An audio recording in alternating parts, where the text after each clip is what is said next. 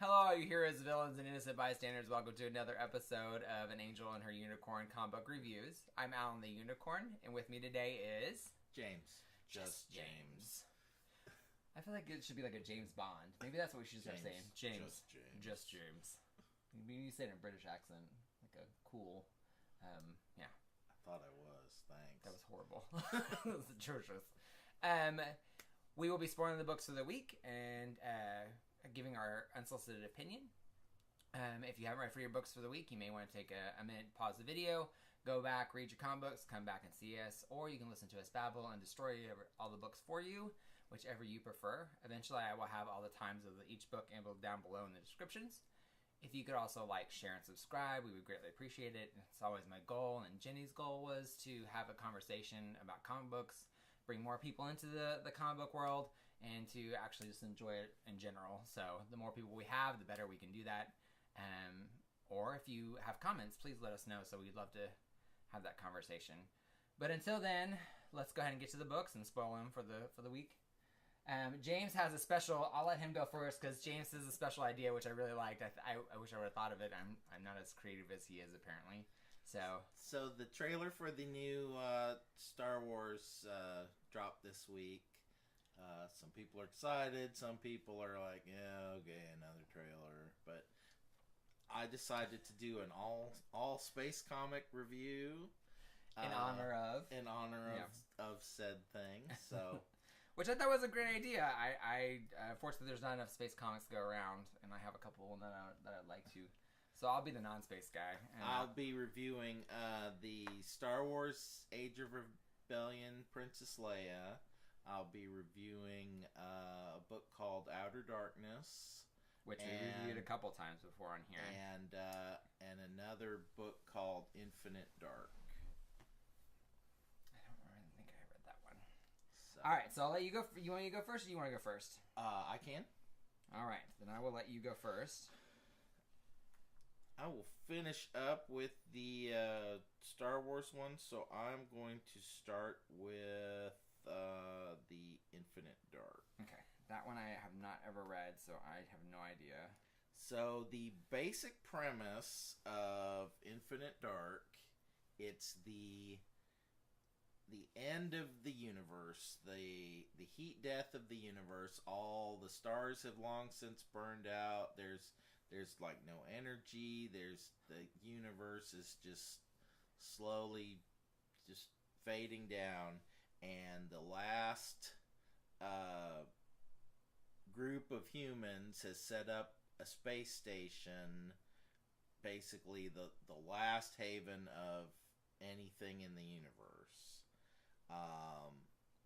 And then there's a knock at the door. So the first 4 issues were an arc, and then they started the second arc this last week. So the first arc was some of the people on the space station started seeing an entity coming, and they weren't sure what its goal was.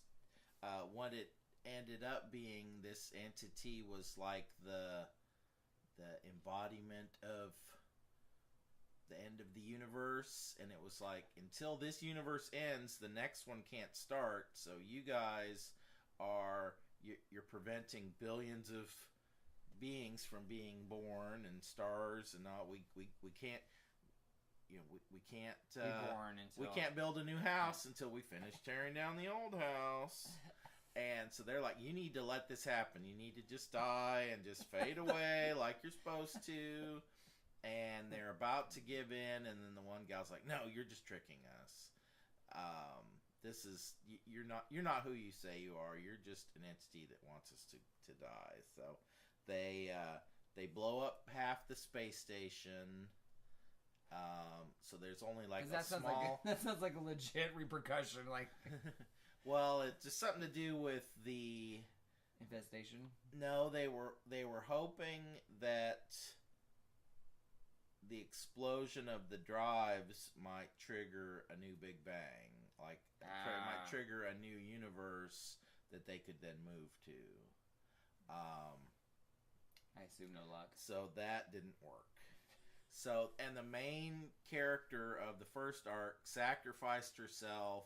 She was in the part of the section that they blew up. And then the first arc ended. Well, the second arc starts, and she wakes up in medbay. Surprise! You survived. And she's been unconscious for several months, so she has to, what changed while I was gone? And so they it's kind of the Ripley's and Aliens kind of thing. Yeah. And so while she's gone, there was like a power struggle, and there's things she was the chief of security, so she's like, I'm ready to get back to my job, and they're like, oh, you just woke up, I don't think it's time yet. So are they really worried about her well-being, or was there a coup while she was gone? And I'm gonna go with coup. Yeah. And the old ship had shields around it that protected it from the end of the universe. Well, the shields have like solidified and turned into mirrors, and so the ship just sees itself reflected, and that's freaking out all the people inside. Wow. They don't, and some of the people are like, well, maybe there's a new universe out there. We can't see it. Let's drop the shields and see. And other people are like, if we drop the shields, we can't get them back if that's all that's protecting us. So some people, I want to see what's out there, and they're like, well, you can look, but it's not. You can go outside your thing to see what the F5 tornado is, but you're probably not going to come back. So they're setting up new arc. Yeah, new arc, and the one of the main architects of one of the main conspiratorial people from the first arc, they've locked her up. Well, the main character teams up with her because she's trying. She's like, why were you trying to destroy us? What did you see that I didn't see? And then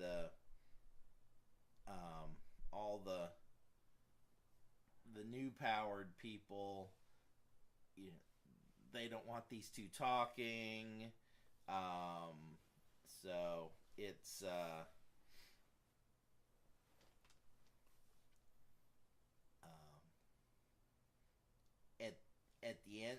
at the end of it, the criminal reveals to the station chief that there's that there are more infected people infected by the entity that wanted them to just kill themselves and be done with it. So I don't know. Like, at some point, I think I would just be like, you know what? Why are we trying so hard to hold on? I mean, the Battlestar. Did you ever watch Battlestar Galactica, the new series? I watched the first season and a half. Yeah, I watched it all the way through, and I mean, honestly, there's a point where it's just like you struggle so hard just to make nothing, this little tiny bit of hope, and it's just it's almost not even worth it. Just let it go. Let them take you.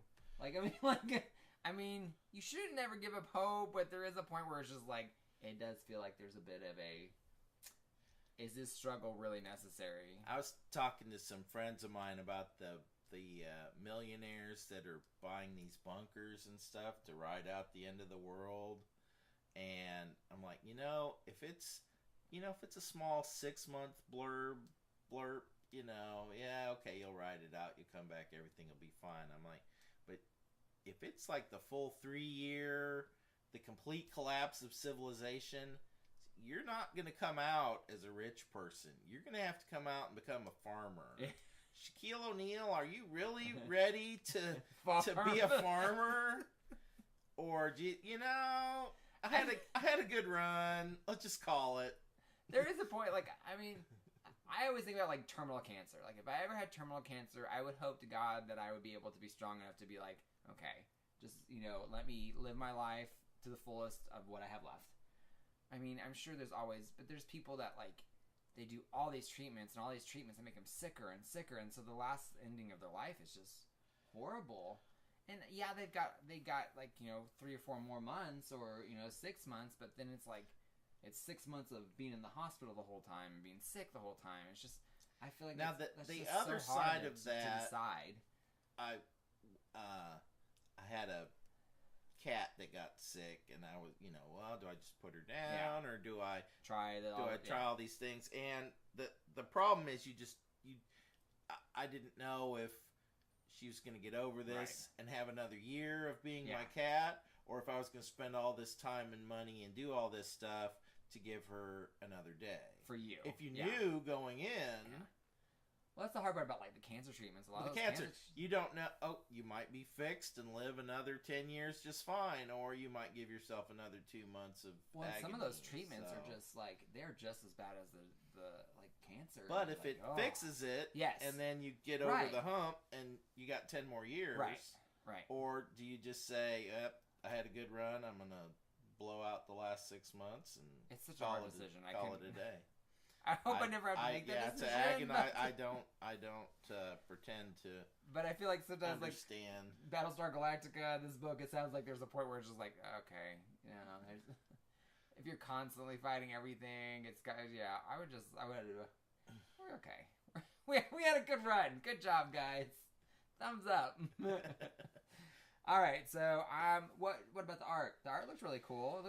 The art's cool. It's one of my pet peeves on art is when I can't tell characters apart, and this has got kind of some of that. There are times when someo's talking, and I'm like, "Who are they?" I'm like, is that the main character? Yeah. It's very not impressionist art. Yeah, well, like someone will talk, and you're like, who is that? Well, like here, like they look all detailed, but then there's all these ones where they have shadows everywhere, and that does kind of get a little bit hard. And especially they'll show it like from a weird angle, and you're like, okay, well, this character had no hair. Yeah. I can't tell if this character doesn't have hair, or if we're just looking at shadow, her from here and you can't see their hair. So it's good. It's real basic color palette. Yeah. Which kind of fits the bleakness of the subject matter. I forgot to say who it's. Give credit where credit's due. So while you're doing that, what would you rate it?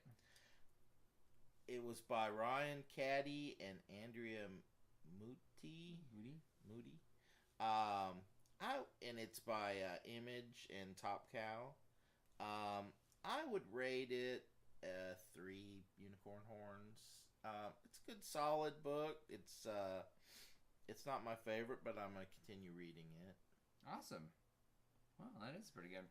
So I'm gonna do a little bit of a random book that Aftershock, which is kind of a smaller studio, and it's called Orphan Age. I saw that one come out. I was intrigued by that. I was. All the adults die. Yes. So it is by Ted Anderson, is the writer and creator or co-creator, along with the artist, which is Nano Palati.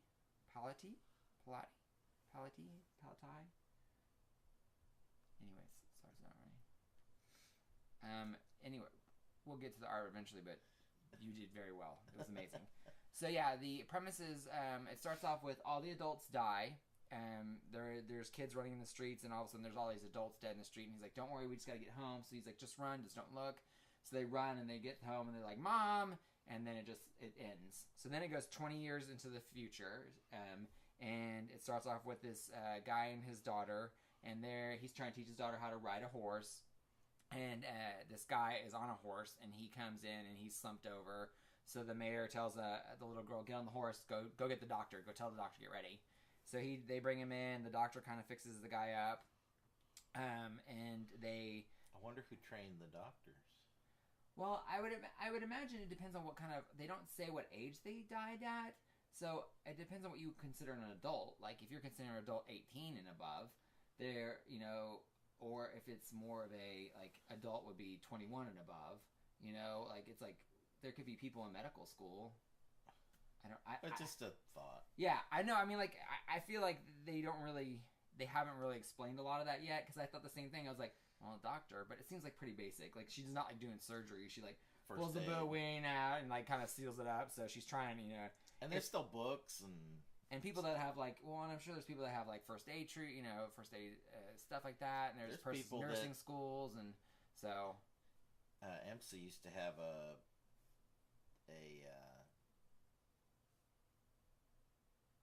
program. Yeah, like a not scouts, yeah. but something like that where younger people would start learning. Well, I know when I was in the military, when I was in the Air Force, that's one thing that you learned was you had to go as soon as we got to our first duty station. We went through a class and it taught us how to do like triage. So like if there's a sucking bullet wound, you have to use your ID card to put over the thing and like bandage it up, or it's just basic like triage stuff where it's just like trying to get them to survive long enough to get them to somewhere where they could do something. So I feel like there are basic classes out there that probably maybe but until I know exactly what age they died at, because they don't really say, or if they did, I missed it. But they don't really say what age they died at. They just said all the adults, and so it could be 40 and above. You never know. So I'm not for sure. But they start off and they're kind of like they're in this. Alan's trying to say he's still a child at heart. I am. I feel like you should be an adult until what? 70, 75. I don't think I should have to pay bills until then. Then I can retire. So they're kind of doing like a town hall where like everybody's eating, and there's this girl. She's kind of singing a song, which. So really quick, one of my pet peeves in books is I hate when they write like the person singing, because like I don't know if people like what is her name? Was it Marguerite Bennett? No. The lady that did Bombshells. I read that for a while, and that book was atrocious. No, I think it was Marguerite Bennett, but I may be wrong. But she did Bombshells for a while, but she would always write these characters singing this song. So it'd be like 3 or 4 pages of this character singing this song, and it's like, it's just this random song. You don't need that. Like, you can actually put little notes in the word bubbles. You don't actually have to put a song in the word bubbles, because it doesn't make half the time I don't read them anyways. But you don't know the tune, you don't know anything. It's a book. You can't hear it. I don't know if anybody knows that, but FYI, you can't hear a book unless it's an audiobook, which is a completely different story. Anyway, so they're at this town hall. This girl's singing. She's kind of like a little rebel, and they're like, you can join us. And she's like, no, I'm going to do my own thing. And then they are kind of just little like stories in between. And then the guy comes and gets the mayor. Yeah, I was right, Marguerite Bennett. But I was right, Marguerite Sauvage is the one that I think she does the art. She's the art. Yeah. It was the Marguerite show. Yeah, the Marguerite and Marguerite. It sounds like a law firm. For a good drink. So the guy wakes up, the guy that got shot, and he's in there, and he's telling them that when all the parents died, there is this sect of people that think that they are, that all the adults died because they were sinning. And so there's this sect that came up, and they're kind of the church of, whatever, and they are cleansing people of sin, cleansing towns of sin, and they have all these guns. So they just wiped out this whole town, and so they're going and they're getting ready to get to this town, and they're going to wipe them out. They're like, you need to prepare. Either you need to make barriers and start to defend yourself, or you guys need to get out. And he's like, there's just no time to get out. So as he's talking to this guy, the church shows up, and he starts going, he starts spouting off, like, his rhetoric, like, we're the church, we're here to, if you want to pledge, then we will, absolve you of your sins. If you don't want to pledge, you're going to die. So the mayor's like, we don't want any trouble. And before he goes out there to talk to the guys, he asks the writer that they found earlier. He's like, "Please take care of my daughter." So he grabs the girl. They kill the mayor, and so the guy grabs the girl, and they start to kill the whole town. And he tries to escape. Well, while they're gathering horses, this guy, one of the church, shows up and is getting ready to kill him. And the girl that was singing earlier stabs the guy from behind. And so they all ride off, and they've kind of made this pact that they're going to keep riding, and that they're going to Albany, which is apparently a place where they can go to get help. And so it's just about these three traveling to this place. Reminds me a lot of Walking Dead, but it reminds me a lot of Walking Dead when Walking Dead was actually really good. Like before it just became these lulls of stuff. And so this, I really liked it's not anything really super new. It's not anything really super original, but it does have a freshness to it. It's kind of a little bit, it doesn't sit long time. Like there's not a lot of small, dips, and then it's kind of action. It's kind of, there's stuff going on and stuff to do and things to see. And so I think the flow is really well. They do a really good flow of it, getting to where, giving you enough information to get you through the next panel. The dialogue is really great. The art is so much fun. It's a little, I don't even know how to describe it. It's almost like cartoony. It's like cell shading, like the Borderlands game. Where they're real dark outlines around everything. But they have like, the faces are really kind of cherubish or small and kind of angelic looking. And they have, the guy does really good about the characters looking like different characters. They have, the colors really neat. It's almost a muted palette, but there's still kind of some brightness to the daylight and darkness to the dark. So they do, I think they do really, really well with their character design and the way they've stylized the particular look of their book. It also kind of reminds me of, have you been reading Master Manhunter? I just read the first one. Okay, so Robbie Rossimo. Yeah, Robbie Rossimo is like, he's got this really cartoony style and really outrageous. It kind of reminds me of that, but a little bit more toned down. Martian Manhunter lends himself to be a little bit more... no, you had it right the first time. Possibly could be. Are they the same? So as Marvin the Martian and Martian Manhunter. Plutonium 237 modulator. So Martian the Manhunter this whole time's been hunting Bugs Bunny, and we never even knew. So he is a shape changer. He is a shape changer. He's totally possible. But I really like this book. I thought it was really good. I put it on my pull list for. I'm excited. I may even go back and try to get the paper copy because I just digitally downloaded this one. So I think I may try to find the digital or the paper copy because I really enjoyed the book. To see, and I'm excited to see, especially the first arc, to see where it's going to go with. So lots of fun, lots of great art. I would give it almost a 5 out of 5. I really enjoyed it. Great flow to the dialogue, great artwork. I thought the artwork fit the story. So I'm kind of excited. Yeah, I was excited about this one. I was like, I can't wait to review this one. So it has been a while since I got excited about a book. But all right, here we go. So next up is a book that both of us like. It's called Outer Darkness. Love that book. There's a dark theme. This was issue 6. It's by John Layman and Afu Chan. This book and the last one, the two covers I actually have the two merged covers together. Oh, you finally got? Yeah, I went and bought it. Mike's probably gonna have it. Like Mike's gonna have it eventually, and I'm gonna have to buy it at double, but I'll be okay with that. Like it's got the two covers that can connect really cool. Yeah, they make the big giant ship. So, basic premise is it's in space, but it's a universe where magic is paramount and ghosts, and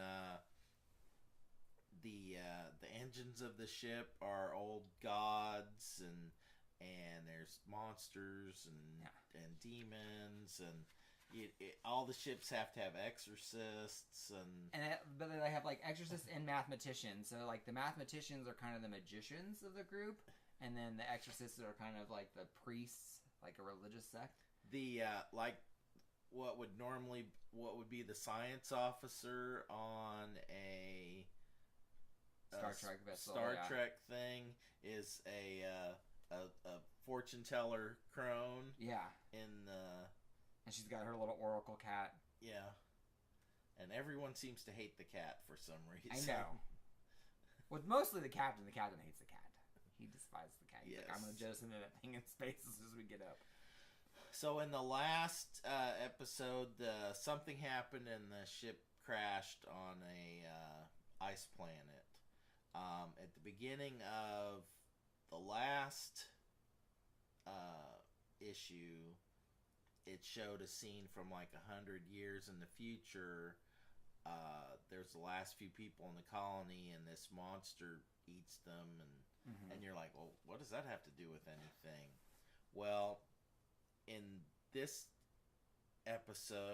issue, there was a monster loose on their spaceship they have to get rid of before they can fix the ship and take back off. They finally catch it, and it's the monster from the flash forward from the last issue. Yeah. And so meanwhile, one of the they had a crew member that had either really good or really bad luck. He kept dying and being brought back. Well, apparently this time when they brought him back, he came back with something, and he's turned into a big bad. Yeah, so they had split the crew. Don't ever split the party. Nope. Nope, we're all staying together. And he killed all the members of the one expedition. He killed the head of security, and that's her head and hanging out, and then he's like eating the spine of her. Yeah, he's lots of fun. So lots of grotesque. Yep. They report to the captain that that crewman reported in that everything was fine, and then the captain's like, third officers says, I don't think everything's fine, because when he reported in that everything's fine, everybody's vital signs dropped to zero, right before he called in, everything's fine, just a weapons malfunction. I mean, everybody's dead, but everybody's fine. It's okay. It's okay. They're fine and dead. Yeah. So the captain says, well, we'll deal with that in a minute. My dance card just filled up, and he's got a monster to deal with. So he uses himself as bait.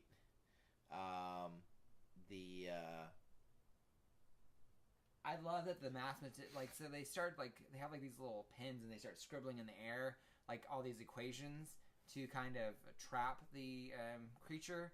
And I love that's kind of the magic. It's like mathematic equations are spells. Yes. Which I think is the coolest thing, because they actually they're writing them, and they're just going after him. He's like, and the chief exorcist is like, start preparing everything, and he's got I picture him with that big burly. That's how I picture him sounding. Yeah. Start getting the things together. And he's got the big mustache. He's got a scar on his eye. He's like, we're getting ready to go. Yeah. So I love this book so much.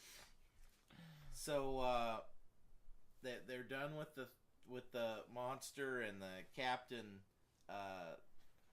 has a container, and he throws it to the third officer, and he's like, there's a big nasty in there, make sure we throw it to the nearest sun when we get back on our way. And then the captain's confidant's like, that was an empty bottle. And the captain's like, I'm not telling people I left a demon behind on this planet. And he says, it's just, it'll reform in a few hundred years, but that won't be my problem. And then they flash forward. So he basically screwed the colonists. Yeah, he destroyed the colonists. Yeah. So one of the first officer kind of the first officer hates the captain, wants him gone, and he's a jerk. The possessed guy, the first officer captured the possessed guy. They get the ship repaired. They're back in orbit. The captain wants to jettison the possessed guy, and his staff tell him, well, we can't do that because he's died and come back so many times. He's linked to this ship. If you get rid of him, he's just going to come back. Yeah, he's going to reform. So they said, well, he's a torture demon, so the only way to make him compliant is to keep torturing him. Like basically torture him into following you. And they have like ship torturers. Yeah. That's a thing you do in a magic ship. The first officer. I want that job. I feel like I'd be really good at the that. first officer who hates the captain offers to take around, and he tortures the guy and gets him to serve him. He says, now we're going to talk about killing the captain. Yeah, he's like, who do you serve? And he's like, I serve the Charon, which is the Charon, which is the ship. And the first officer is like, try again. And then he goes, I serve you, master. And he's like, now we kill the captain. Yeah. Like, ba-da-da-da! Yeah. So good. So good. I want this to be a TV show so bad. Netflix, here you go. Here you go with your next crazy space one. Because it would be so interesting. Yeah. And, like, I mean, I feel like... You get the space, you get magic, you get the gritty, the devil may care people, you get so the one thing that's wild special effects. The one thing that's bad about this book, and it would be my only gripe, is the first couple issues are very standalone-ish. It's very hard to get into in the first couple issues because it just kind of was like these random stories. And so these past 2 issues, well, I'd say past 3 issues, kind of have been like this small arc, which has been really, really good. And I really liked it that it's finally starting to get some kind of legs and get an arc together, because it actually really lends itself to stories. But like the first few issues are still really entertaining, but they introduce some of these characters, and some of these characters are just random characters. Like the ensign is an old god that like used to be like. He used to be this torturer of all this planet, and then finally they got rid of him, and he became like this nobody, and so now he's just like, and the captain can't even remember his name, which is hysterical. Like almost through the book, like he calls him some random name. He's like, "No, sir, it's Elox." Equine, let's take it here. And he's like, "It's Elox. It's Elox." What's your name again? Yeah. Elox. Oh my god. Well, and all of the characters have unique personalities. The captain has a ulterior motive, which they haven't kind of taught yet. Yeah, you have a rough idea of what it is. The first officer is very by the book. The captain's like, the book is more a guideline. And the first officer hates that. Yeah. And the captain keeps calling him on it, and the captain openly despises him. Yeah. So that he despises him back because he's in his way. I mean, like, it's a really good book. If you get a chance, like, if you're looking for something that's just, I would say quirky. It's a very quirky book. It's very interesting. The art is very dynamic, very cartoony, which lends itself to the ridiculousness of some of the stuff that they do. If it was drawn realistically, it'd be too horrific, but the fact that it's cartoony, sort of like, oh, that's funny, that guy got disemboweled. Instead of, oh my god, that guy got disemboweled. That guy's eating his spine. That's so cute. Yeah, I think it helps to be that way. Yeah. And even like, even with like a lot of the stuff, the dynamic of the poses and stuff that he does, Afu-chan it's very talented and works really well with the book. So if you're looking for something that's weird. And for a world that breaks all the traditional world rules, I mean, in 6 issues, they've gone a really long way to codifying how this world works. Right. I don't disagree. That's not easy to do if you're completely... They give you enough... turning something on its head. They give you enough to be, okay, I get why this works, but they don't give you enough to where they sit there and explain the whole entire process. to where you're like, it almost is intriguing to find out what's going. Like they let you fill in the blanks, right? And then they give you a little bit of information, like, okay, this is why this is working this way, and this is why this is working. So yeah, really well done. I 5 out of 5 for me. Definitely and for that book. They kill everybody, but in this world, it's real easy to bring people back. They can so resurrect they them don't they get have their souls. Because there's a lot of books where they kill everybody, and it's not easy to bring people back. So they're always introducing new characters. So this one, they get the best of both worlds. They get to kill They get the shock value of killing everybody, but they don't have to meet another ship with another 100 people to refill the ranks. And also it lends itself to like the ridiculousness of like a lot of comic books, especially Marvel. Those characters have been around so long that when they kill them off, they bring them back. But it's like this either long in drawn a silly out. way. Yeah, this one has. There's they've already specific explained rules. it. They're like, look, this is what it is. This is how it happens. Yeah. In fact, that's kind of a plot point. Yeah. Is that certain people are guaranteed that they will try everything to bring you back if you get killed, and that causes a problem. Yeah. Well, that's what that guy come back 7 times. So what would you rate it? I would give it a 4 out of 5 unicorn horns. It's a book. When I see it's coming out this week, I get real excited. Yeah. Oh, I'm gonna read that first. I always put it at the bottom of the pile so I can look forward to it. See, I put it at the top so I can make sure like it doesn't get passed up. So yeah, I would say 5 out of 5 for me. Like I just enjoy it. I love the art. I love the story. I love the characters. Just fun book. All right, so for my next one, I'm gonna do Fair Lady #1, another Image book. So this one's a little bit odd. It's kind of a fantasy story, kind of cops, private investigators. There's these warriors. There was a big war. There's all these warriors, and then the war ended, and all these warriors really are trying to get back into society and do all this stuff. Well, one of them is a female that was posing as a male because females were not allowed to be in the army, so she poses as a male so that she could fight. And then now that she's done, she was called they're called the Fairmen was the name of the warriors. And since she was a woman, it's the Fair Lady. And so she has like a buddy that she was in the war with who's like this big giant cat, like Chewbacca character. So they start off with a kind of like their case, and it talks about it has a current time where they are looking for this guy, and this guy's kind of being a jerk, so the cat punches him, and then it cuts to 5 days earlier, like how they ended up here. So they live in this like weird body of this giant robot, like there's a town in there.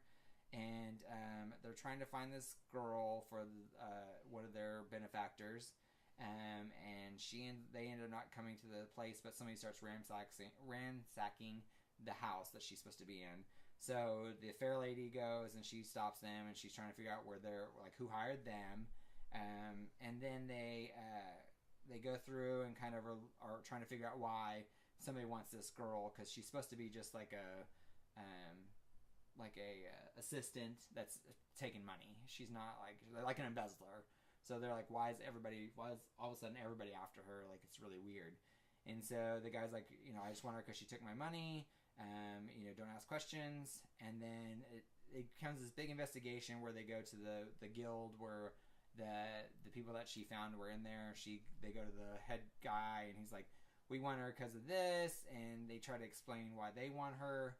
And so it ends up being all these people want this girl for some reason.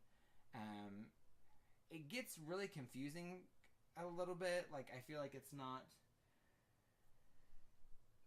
much like Outer Darkness. I feel like the rules are not explained very well of this book right off. So I get very confused about what things are. They try to explain like little things, but I feel like this world's so vast that a lot of the stuff that I'm trying to grasp and trying to get in hold, it really didn't work as well. Some of these books work better if you read them at first and they're a little confusing, and then when the first arc comes out, you reread it again. all, Yeah. and then you're okay, that makes sense. Or No, still don't got it. Yeah. So they go to this guy, and he was supposed to owe her money, or he was supposed to be paid. So she tried to pay him with this large sum of money. So they find him, and then it cuts to the current time where they punch the guy out, and they're trying to find her. They finally find her, and she's just like, I just wanted to be away from everything. She goes, I didn't want to be in charge of anything. I just wanted to be away from everything. So they get her, and they bring her back to the guy to pay her money, or pay the money back. And so that's kind of the end of it. It's again, like, I didn't think it was bad. It was... Who is it by? Oh, shoot. I forgot. I'm glad I'm not the only... I know. I'm not the only one. I got excited. So, like, I didn't mind... Like, it was okay. It was... I don't think it was intriguing enough for me to pick up second issue. But, the art was really interesting. Again, it's a very non-realistic, kind of like a cartoony little bit of style. But it's very stylized to where you can see the different characters. Everybody looks very defined. It's not very shadowy, so you can't tell who's who. It's written by Brian Schreimer, and art was Claudia Balboni. Hope I got that one. So yeah, it was interesting. Like I said, I don't know. Like, I think if maybe I see it, I might pick it up, but I'm not like clamoring for it like I did the other book, The Orphan Age. I'm not like, oh my gosh, I can't wait till the second issue comes out to see what's going to happen. This one just, it's not my thing. Like, the cop stories are not my thing. The fantasy element was kind of neat. I liked the big cat creature. I liked the world where they lived in a robot. Like, you know, and they call the different sections of the place like where they were at. Like, the merchant district is the upper torso. You know, it's like, I know at the end there was a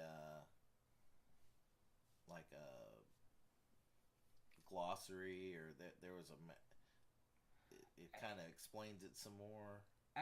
Yes. Well, it's like a letter. Yeah. Well, it's got the map. Yeah. Yeah. It shows a map of. Yeah, of like who's where, and like the kind of where it's at in the world.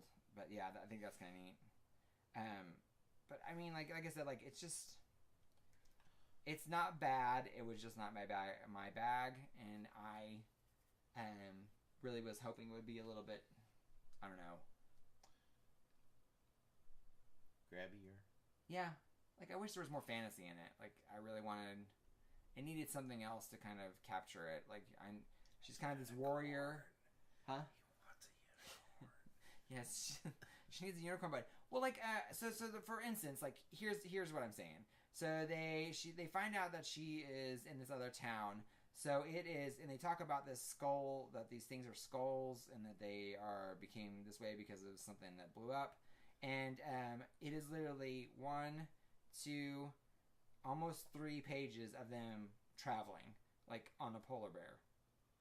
Like, it's two pages, 4 panels each of the solid of them just traveling, and I'm like, that could have been, you didn't need that. Like, you could have, like, I mean, to me, that really emphasizes it's a really long way, which would have been fine if you were like in book 4 or book 5.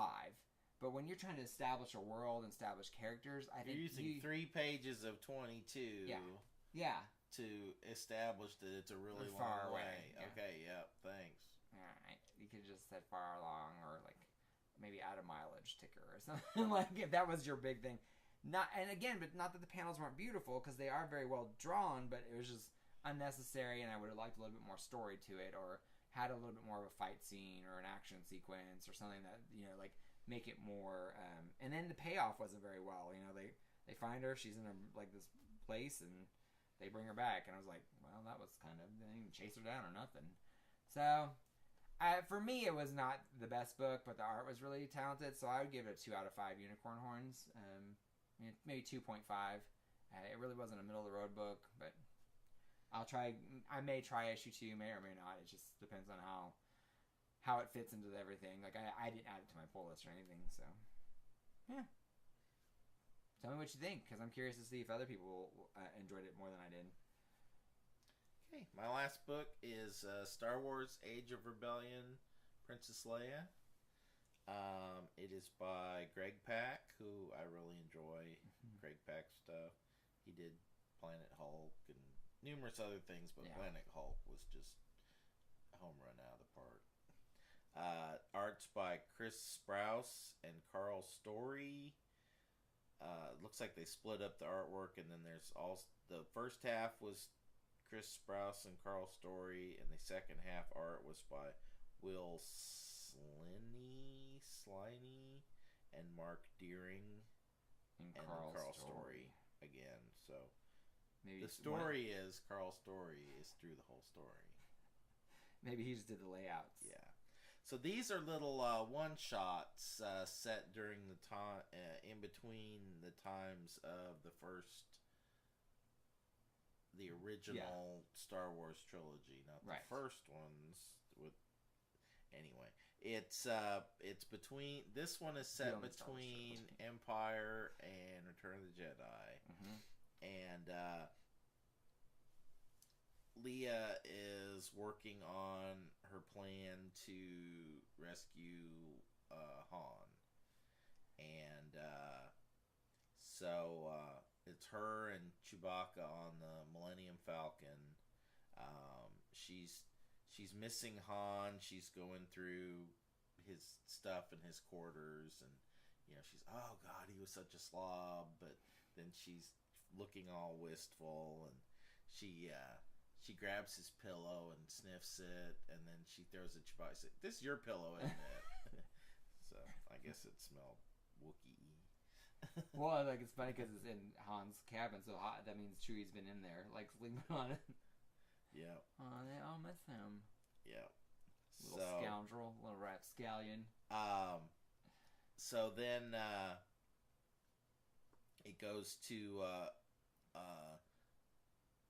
Lando Calrissian. Lando, I think.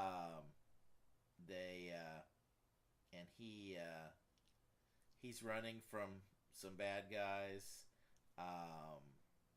He runs into a bounty hunter who grabs him, and then she reveals it's Leia. It's the bounty hunter.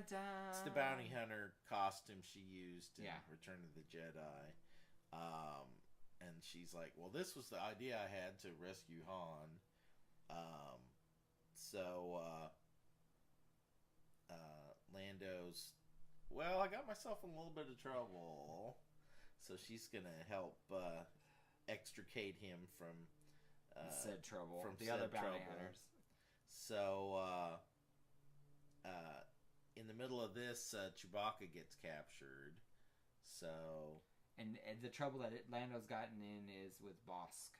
Yeah, the lizard bounty hunter. Lots of bounty hunters. I know, he's probably one of the cooler ones. So Leia decides to use her disguise. Yeah, it's Bosch and Bosk. I know. That's not confusing. No, not at all.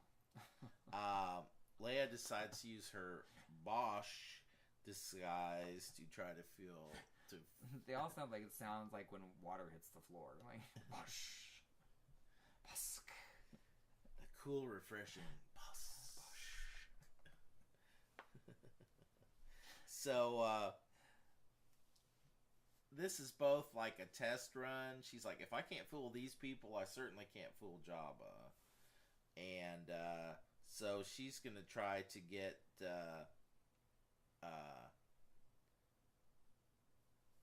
she says she's going to trade Chewbacca for Lando, and try to double cross everybody and save everybody. So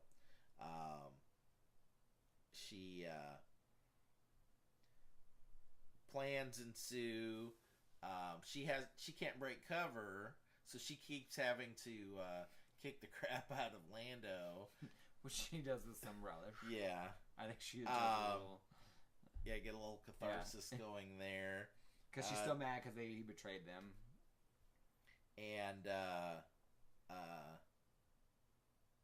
Bosk kind of insinuates that he knows it's not Bosch. Yeah. Because Bosch wouldn't talk and wouldn't have. He would have just killed everybody. Yeah. So she can't let him blow her cover. So she's got to get rid of him, and so in the end they rescue everybody, and then they're heading off to the events of Return of the Jedi. So it was just a fun little kind of mid-story episode. What happened in between? They didn't just go straight from A to B. There was several little stops along the way. It was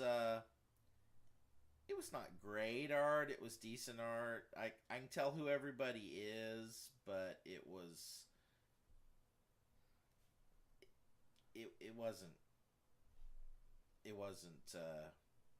A-class art. I give it a good solid B on the art. I actually really did like it. I thought they did really well with Lando looks like Billy D. Williams, and Leia looks like Carrie Fisher, and I feel like for the most part they did pretty well of keeping it. And it switched halfway. Yes. Through, and you can definitely tell. Yes. The second half is a little less detailed, but by then you know who all the players are. Yeah, so and I don't feel like it was jarring enough to where like it took you out of the world or anything like that. It was all very. Just good fun. Star Wars story. They're doing a whole bunch of these. I think that there's a General Grand Moff Tarkin. There was a Boba Fett one. There have been a bunch of these. It's the Age of Republic kind of line. I thought that was really good. I enjoyed it. I'd give it a 3.5. Unicorn horns. I would be down for that. 3.5. Yeah, it was an enjoyable story. Honestly, though, I feel like my personal opinion. Again, that's what all these are, but I feel like this was actually what I would have liked out of the Star Wars line more. Is I would have liked these filled in gaps because I feel like this is kind of what you want to see. This is what you want to do. Though this is easier, with just being just one-offs, a one and done story, and I can see where they want their main line to be a long extended. But I think that's their problem that they're having is it is long and extended. So they're telling all these stories and nobody knows. When did this happen? Exactly. How did this is a year-long story. You had 2 months. Yeah, exactly. To have this year-long story fit in. Exactly. We'll make it fit. We'll make it fit. We're going to find somewhere. It's going to be here, but we're going to cut it and seem like it make it. And they were circling a black hole, so time got dilated. And that's exactly how it feels like the whole time. It's just like I feel like the ongoing Star Wars is a little bit like they're not progressing towards anything. But I get it. Like you want your story to continue, but I feel like there's enough. Well, and there's a hard end. You can't go beyond a certain point, right? But see, you can't change canon. You can't kill off some character, right? I mean, you can't kill Han off until he actually dies. But I feel like they've done well with bringing in side characters, which I really enjoy. Like Dr. Aphra and what's Han's wife's name? I can't remember her name. Anyways, like they brought in a couple side characters, but I feel like Black also Kirsten, the evil Wookiee. Oh yeah, and then the stormtroopers that are those are my favorite. I love them. But I feel like they could, if they wanted to, they could end a series, or not end it, but they could stop and they can continue into a different timeline as far as like between movies. So this is kind of after the first movie in between A New Hope and Empire Strikes Back, right? This one's between... Not this one, no. The new one, the longer one, right? It's between Empire and... Okay. So, like, you could stop that one and go towards the end of Empire to, Jedi, And then, if you wanted to, once you told a couple stories like that, you could go from, the end of Jedi to, the newer ones would be even better because you would have, you'd be able to see what's going. But it's okay. Like I feel like I'm getting to the point though where I'm kind of, it's been further and further from my mind. Like I don't care about it as much as it did when it originally started. So, but.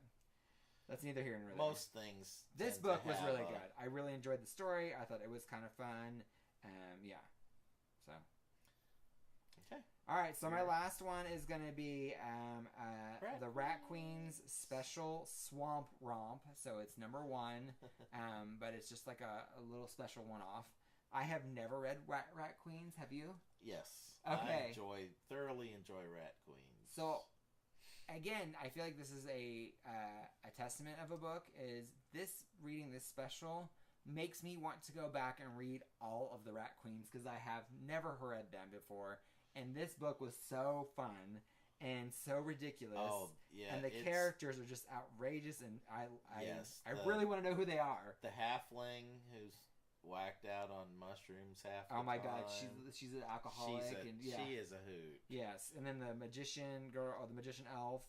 I don't know who this the kind of cleric-y gal. Yeah, I guess like a voodoo priestess kind of thing, and then she's I guess kind of like a knight, like or something. And yeah, like the main fighter's a dwarf, and the women grow beards, so sometimes she's got this big full beard, and then they tease her about it. And yeah, I love Rat Queens.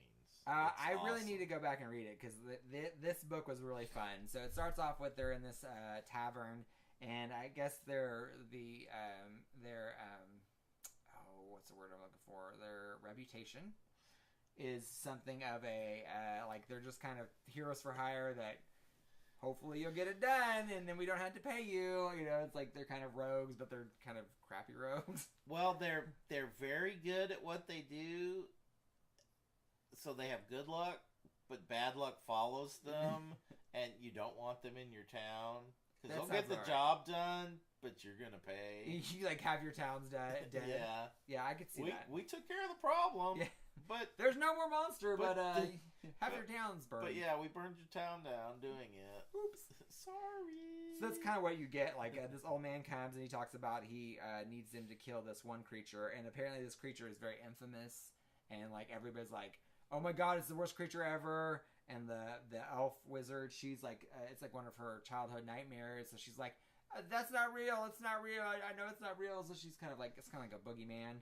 And this guy has, I think it's Chauncey is like his steed because they killed Chauncey, which is a unicorn. So he brings this unicorn head.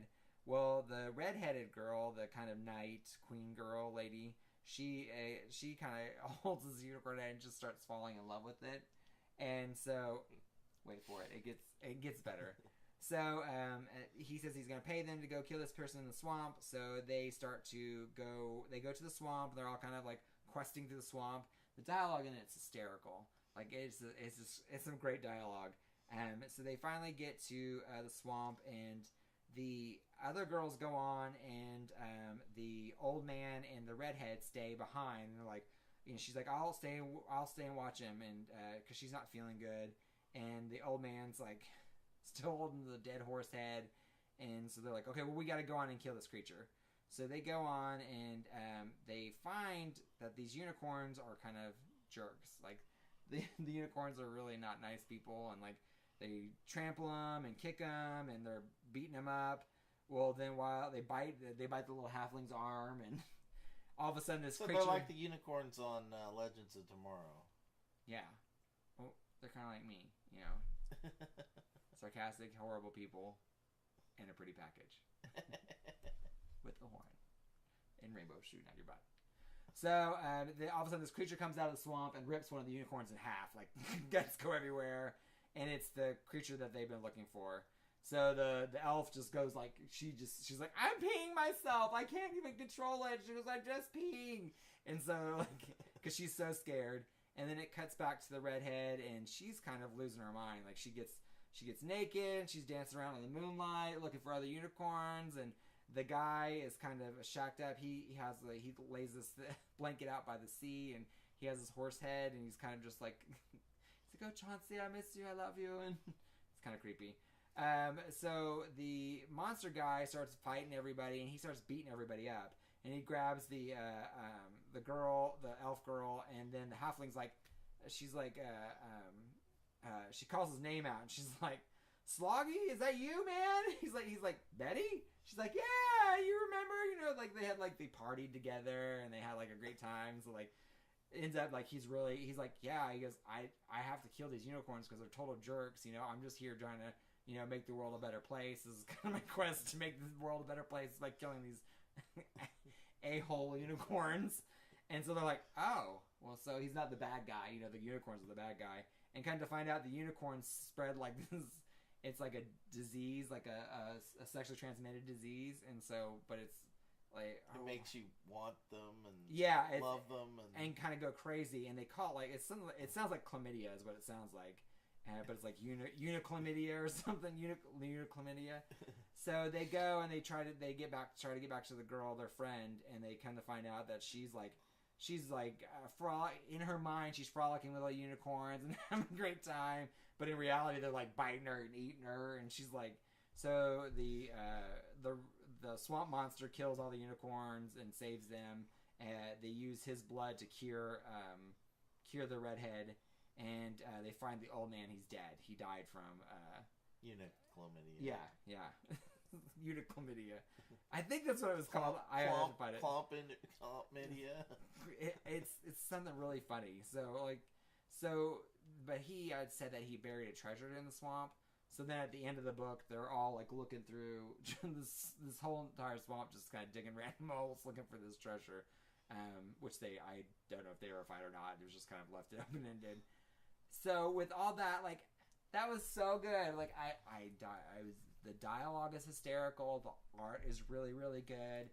I liked all the characters. They all have like these really fun looks to them.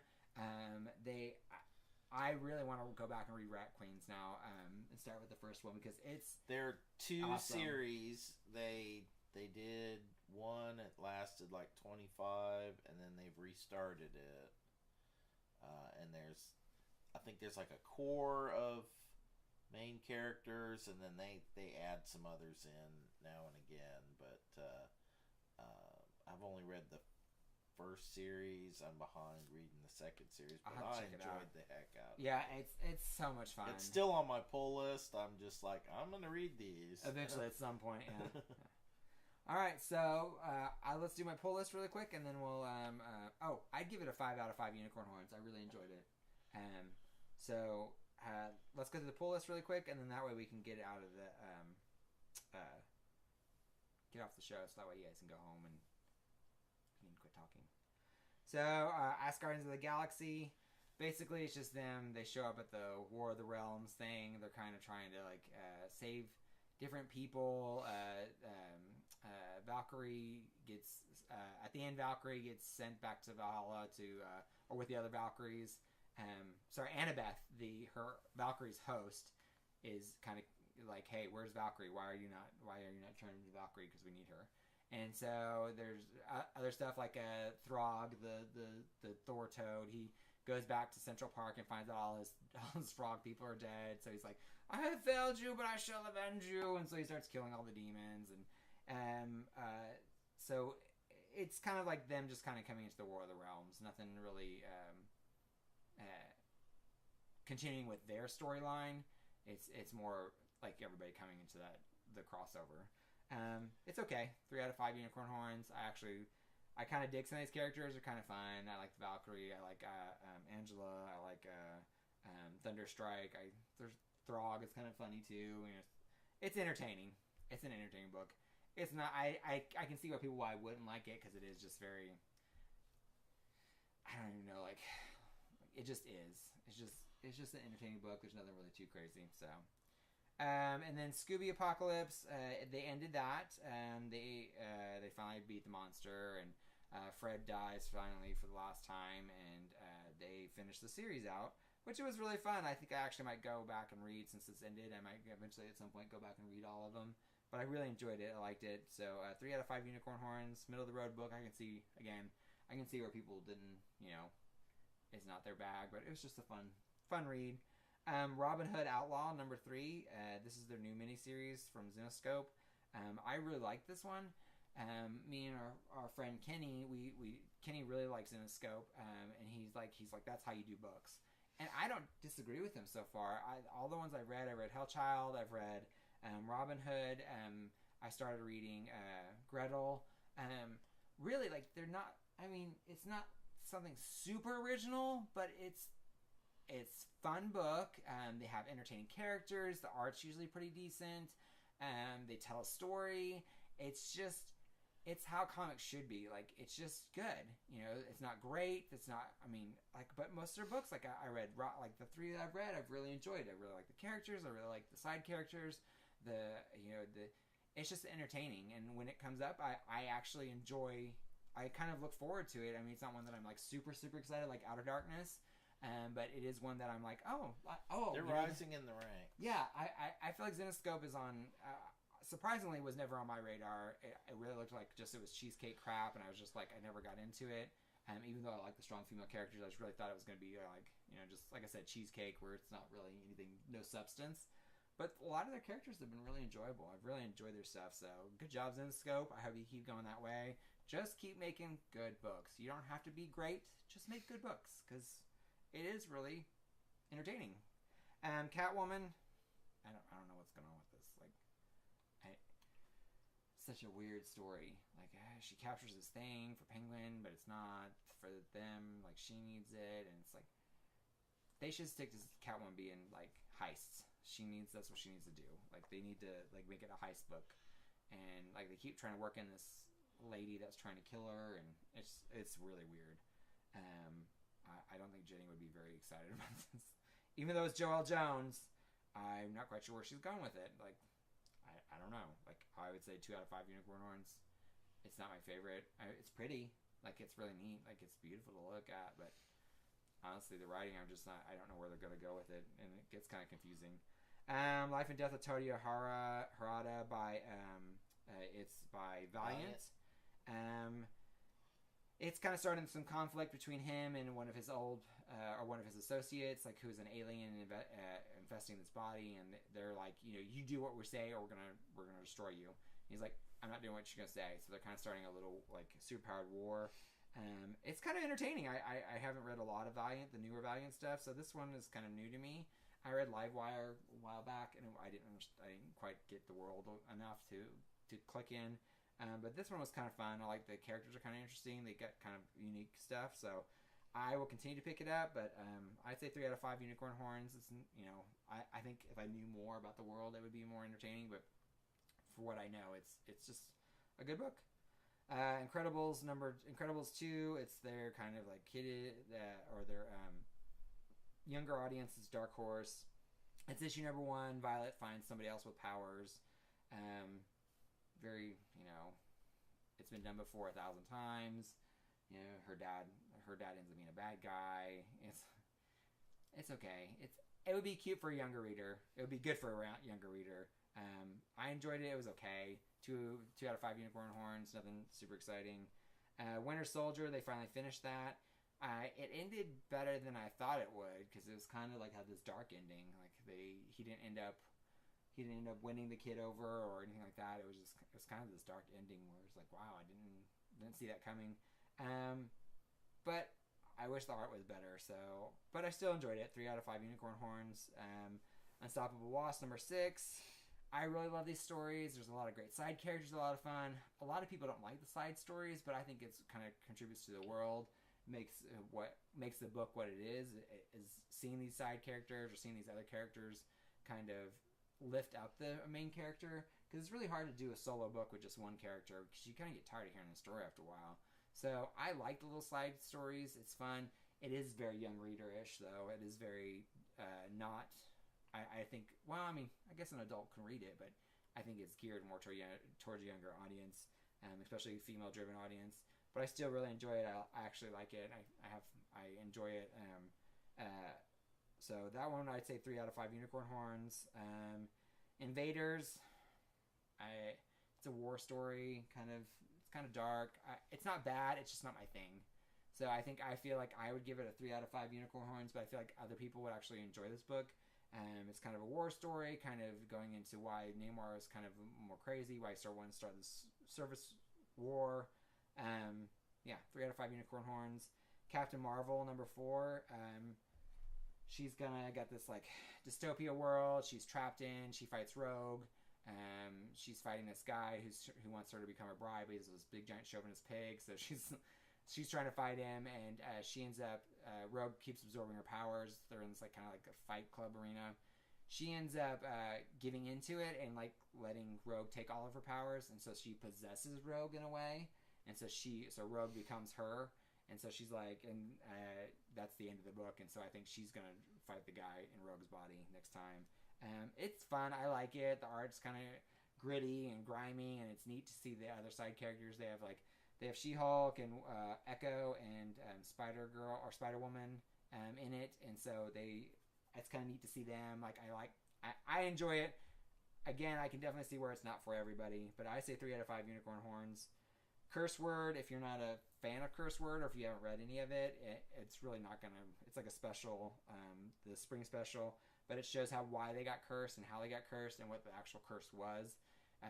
They loved each other. They had a baby, and that was against their boss's wishes. And so the boss has all of them fight everybody. He cuts off their magic, and then he curses them that one will hate the other one, and the other one will love the other one forever. And then he gets rid of the baby. The baby becomes like an animal. So it kind of fills in the story more. 3 out of 5 unicorn horns. I actually enjoy Curse Word. It's kind of a fun, interesting take on different stuff. So it's a lot of fun. And then I got all my usual ones. We'll go through them really quick. I promise. Avengers No Road Home. 4 out of 5 unicorn horns. This should be a book that Avengers is at instead of the book that it is now. This one is way better. So good. Great team. Great art. Great book. Wonder Twins. I think I'm gonna have to give this up after the first arc. It's kind of a little too kiddie for me. I feel like it could be serious, but it's not going to be. So it'd be good for a younger reader. So 2 out of 5 unicorn horns. Wonder Woman. Just can't do it. it's just getting sad. Hit Girl's the same way. Kevin Smith, not one of your best. I was really sad. It's 2 out of 5 unicorn horns. Savage Dragon actually is kind of getting back to what it used to be. So 3 out of 5 unicorn horns. I think it's kind of a fun book to read. It was a little bit weird for a while, but it's kind of starting to find its legs again. Apocalypse and the Extracts. I bought it because it was on my bag and I accidentally bought it, but I didn't even read it because the last one was just utter nonsense. And Marvel's X-Men. It started off really good. Now I'm just kind of getting tired of it. They should have been done with it in a couple issues, and it's like they keep beating the dead horse.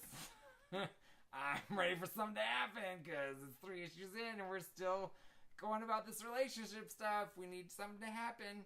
X-Force, I'm gonna give up. It's becoming the Kid Cable show. There's not even X-Force in it. Like, this book isn't even like X-Force is hardly in it. I'm like, I want to see, Cannonball. I want to see Warpath. I want to see Shatterstar. I want to see Boom Boom blow stuff up and be rude. I want to see Domino. Kid Cable is the least of my favorites. So, Wah, wah, wah. X-23. Love this book. I hate Wolverine. For various reasons. But I boycotted a lot of the Wolverine characters for a long time. And I started reading it because of X-Men Red for Gabby. And so I started reading X-23, and also my nieces really like it, and so good. I love this, but this one's really sad. They break up. Like Gabby and X-23, they have a fight, and X-23 leaves, or Gabby leaves, and that makes me really sad because they really need to be them together. They need to be together because Gabby's awesome, and they need each other. It made me really sad, but so that one I say 4 out of 5 unicorn horns. I really enjoy that book. It's a fun book. So. Lots of books. Lots of reading. This is a big week. It was a big week. That's what she said. And so, with all that, thank you for listening to us. We always appreciate it. And again, if you can, like, share, and subscribe. We would love to start that conversation up. If you have books that you like that we are not reading, please leave a comment. We would love to read some other stuff. I obviously need more stuff to read. But until then, we hope you have a wonderful week, and we hope your pull list is full. Bye.